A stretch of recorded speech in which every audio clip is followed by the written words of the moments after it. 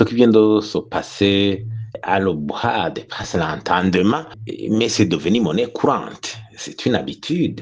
Et d'ailleurs, dire qu'on va changer la direction de l'Obra, Bob, c'est une mesure qui devrait tomber naturellement conséquente à ce qui vient de se passer, mais elle n'est pas suffisante.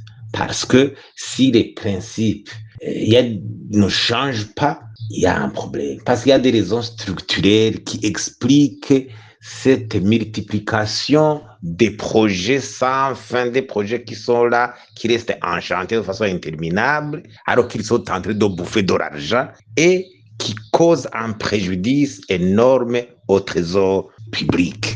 D'abord, il faut analyser ce que devait être la vocation de ces institutions comme le bois. C'est public comme le bois. Il devait assurer la planification, la coordination, la maîtrise d'ouvrage et le suivi stratégique des projets publics à ce niveau. Et comme tâche, pouvoir identifier les besoins, préparer, orienter les programmes d'investissement et faire ce qu'on appelle la mobilisation des ressources ou des financements, la coordination des partenaires techniques et financiers et d'autres intervenants dans l'ensemble pour que le projet puisse réussir.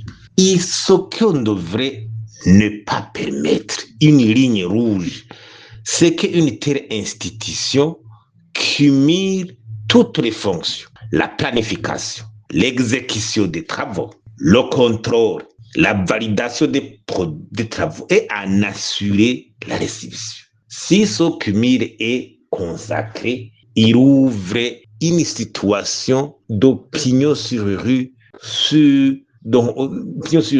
pour les malversations économiques de tout acabit. Normalement, une gestion saine exige une séparation des responsabilités des tâches entre différents acteurs et intervenants. D'abord, il faut qu'il y ait des bureaux d'études indépendants, certes, qui doivent assurer les études techniques et environnementales, etc.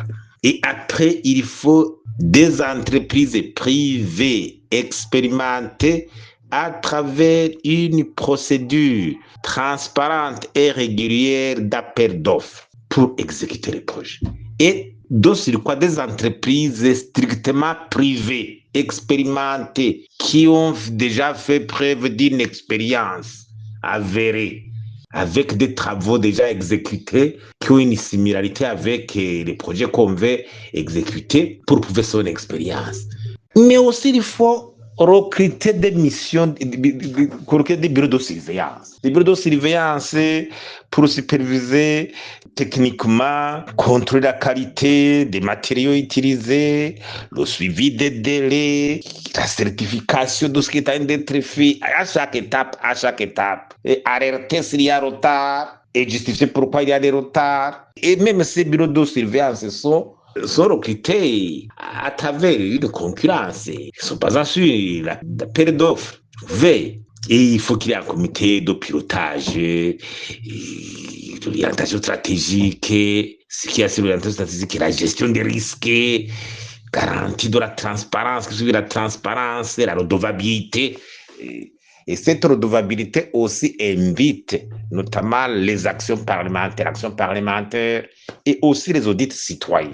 La population de la circonscription doit être informée de la cause de cette infrastructure, les délais que ça devra prendre, et sans se sentir et aussi concernés par le suivi, la jet d'informations de gauche à droite sur tout ce qui est en train d'être fait lié au travail. Ces audits sociaux s'appuient même sur des experts, des organes de la société civile qui ont une expertise dans la construction, qui doivent aussi s'intéresser à la construction de l'infrastructure.